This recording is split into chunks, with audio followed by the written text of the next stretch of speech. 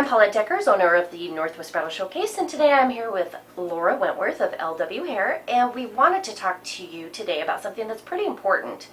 It's makeup tips for women over 40 years of age, because we all know that the mother of the bride and aunts and things like that come, and they want to look just as beautiful on the wedding day as the bride.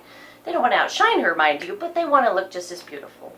So Laura, what are some of the tips for makeup for women over 40 years old? Years of age. Which we both are. So one of the things that you want to be really careful of is you want to figure out if it's going to be an indoor or an outdoor photo. If it's going to be an outdoor photo, the flash or any kind of lighting will take away 40% of the color in your face. Which is kind of, that's interesting fact. That's a lot. I didn't know that. Yeah. And if it's a flash photography, so indoor, nighttime, it's going to take away 60% of the color in your face. So you're going to want to wear more makeup than you normally do. So it's important to know whether you're going to be indoors or outdoor. The other thing you should know is HD photographs now are the norm. So yeah, they are. You talk about a flawless face and things like that. That's really important. So when it comes to that, really go easy on concealers and things like that, because they're going to show up as heavy. So you want to make sure. And I'm going to give you all some bad news.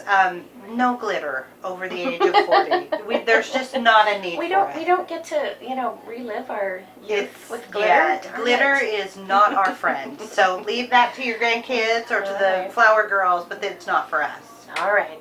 Well, that's a great tip. All right. And but one of the things you say is blend, blend, blend. What does that mean? Well, one of the things that we do with HD makeup is, it used to be that if you had a blemish, you'd put on a bunch of concealer and you just sort of cover it. You can't do that anymore. HD is going to pick that up. So you want to dot the concealer on and then put the makeup over it and make sure it's very well blended. When you use contour, blend. Okay. When you use blush, blend. Make sure you're always blending so it's seamless and flawless and one flows right into the next. All right. And you talk a little bit about bronzer too. What does bronzer do for a woman over 40? One of the places where bronzer is wonderful because it's pretty versatile. You can use it to highlight. As a rule, basically dark makes the camera draw away from it, light attracts the camera to it. So when you're using bronzer, it's darker, so you're telling the camera, don't pay attention to this area, it's a shadow. So any of us with double chins, if you want to highlight cheekbones, things like that, do any kind of contouring. If you're not comfortable in this area though, leave that to the pros. Skip it and just go with a really pretty blush. Make sure, though, that you're wearing blush. If the bride's not the only one who gets to be a blushing bride, you want to make sure that you have a youthful glow to your face. Yeah, so I think sometimes women over 40 think that blush is not for them. Why would you tell them that it's still really important? Other than, he's just said something about yeah, you want the youthful flush. And also, when you're looking at your face, you want to divide it into thirds. So you've got your brow and forehead, you've got your eyes and nose, and then you've got your chin. When you're in your eyes and your blush, you want to make sure that they balance. If you have no blush, then your face looks very pale. And if you're taking out 40 to 60% of that to account for the photo, then you're going to look like Wednesday from the Addams Family. And we don't want you looking that pale. We want you to be the beautiful mother of the bride. So, Laura, what is up with brows? Brows. So it seems to be a changing trend. It really has. For the last few years, they've been a very almost very drawn, structured brow. The brow now is very loose. So you want a looser brow. You don't want them very structured, excuse me, and drawn in. You want them loosely filled in, and then use a clear mascara or some sort of clear brow gel and sort of mess them up a little. They're supposed to be a little bit wild and softer on your face. You don't want them to be really hard lines on your face. But don't skip them. Brows are so important. Oh, they really are. And don't forget to draw in the bottom half of them too. Right, because as we get older, unfortunately, our brows tend to thin out, and also the hair gets a little bit lighter. So it is really important to, like she said, fill those in and make them, stand out like they should. Absolutely. Yeah. And for eyes, for a woman over 40, what's kind of the do's and don'ts of eye makeup?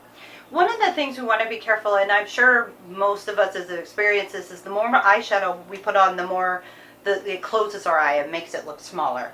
So we want to be careful that we're not doing that. We're using very light tone-on-tone shades. So you can go ahead and use a little bit of shimmer on the eye, not glitter, shimmer on the big eye. Big difference, right? Big difference, Okay. right. We want to draw light to it, but we don't want it to be spotty light, which is what glitter tends to do. So we want to make sure we're using tone on tone and do something like that. And lightly line the lash line, whether or not you're going to use artificial lashes or lash extensions. The thing that makes the eye look beautiful is a thicker, fuller lash line, and that's the reason we line the eyes. I do recommend, however, only lining the top for a couple reasons.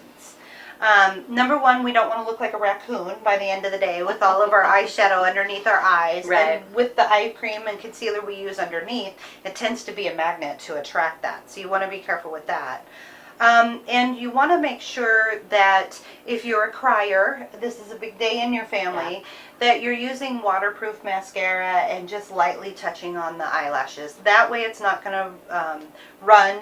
The attention is on the top part of your eye, not the bottom part where you might have bags or wrinkles. So you want to make sure that you keep that. And as a general rule, if you do a heavier eye, you want a lighter lip. If you do a heavier lip, you would like a lighter eye. Oh, I didn't realize that. That's great information. Yeah, I'll try to remember that myself. All right, and lips. We talked about the heavier lip, lighter, eye, etc.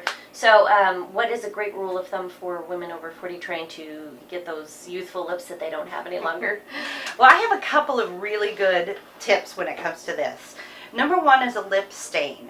Oh, A lip stain is wonderful. It goes on, it's very drying, it's very highly pigmented, and it stays all day. okay. You lose pigment in your skin as you get older. Your skin gets more pale, and so do the areas like your lips. So you want to use a lip stain. The way I do it is I take a nude pencil and I outline around the outside of my lip, and then I'll use a lip stain and I'll let that set. And then I'll lightly line my lips, and then I can use lip gloss like the younger girls do, or I can use lipstick or anything. When it rubs off, my eyes still have a color, or my lips still have a color to them and some pigment. And so it's a balance, it's that third, so they're still there. Yeah.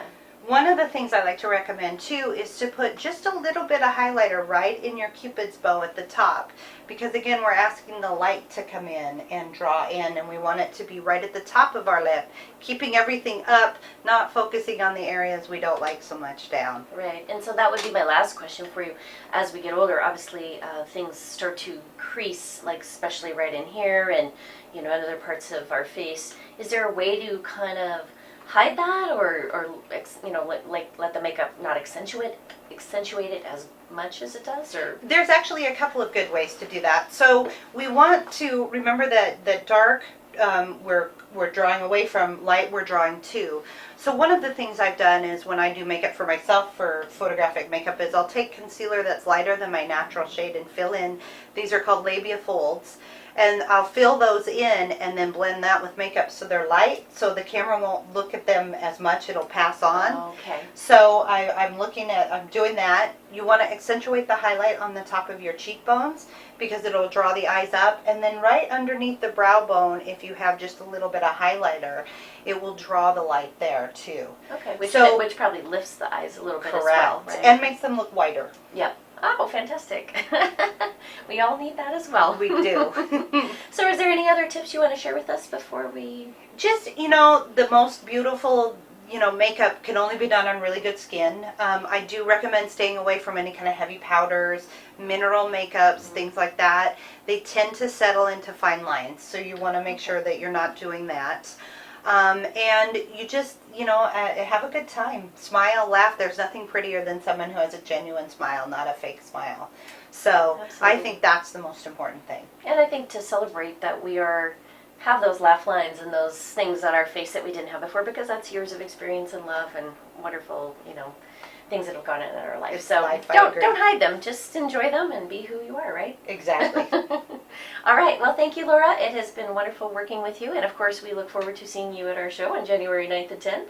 I'm very excited And to be there. we also wanted to let you know that we're doing a very important bride event, and Laura will be there giving lots of great tips on how to do different themed hair and makeup for different types of Well, brides. different types of brides, exactly. So bohemian and Bohemian, a formal bride, a fashion-forward bride, a high glamour bride. Just tips to make it your own and to incorporate your own style into your special day. fantastic. All right, well, we will see you there. Thank Great. you. Thank you.